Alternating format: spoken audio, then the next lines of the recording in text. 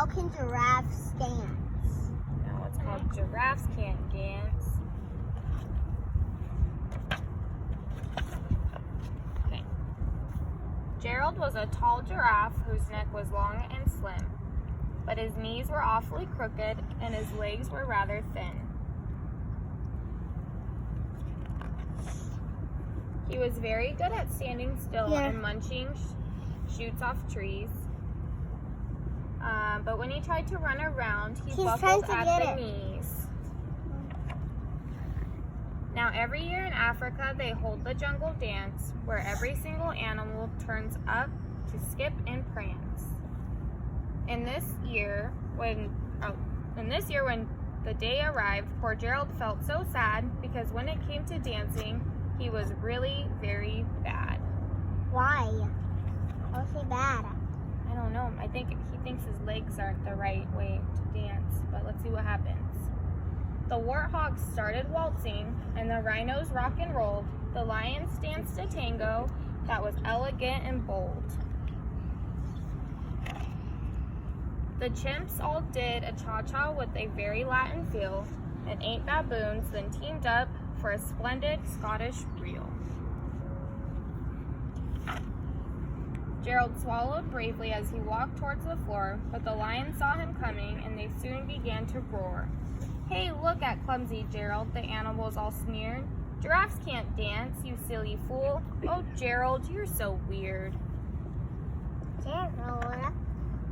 Gerald simply froze up. He was rooted to the spot.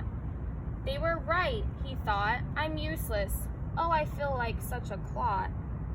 So he crept off from the dance floor and he started walking home. He'd never felt so sad before. So sad and so alone. Then he found a little clearing and he looked up at the sky. "The moon can be so beautiful," he whispered with a sigh. "Excuse me," coughed a cricket who'd seen Gerald earlier on, "but sometimes when you're different, you just need a different song."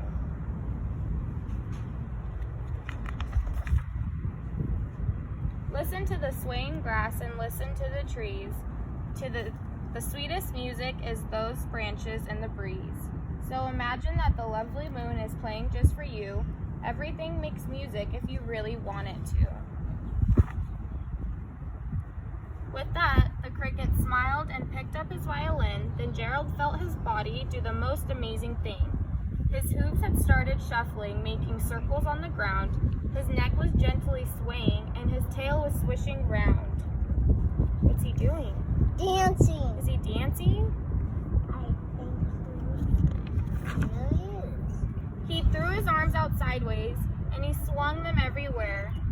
Then he did a backward somersault and leapt up in the air. And then went to outer space. Gerald felt so wonderful. His mouth was open wide. "I am dancing, yes, I am dancing. I am dancing," Gerald cried. Alligator. I don't see alligator.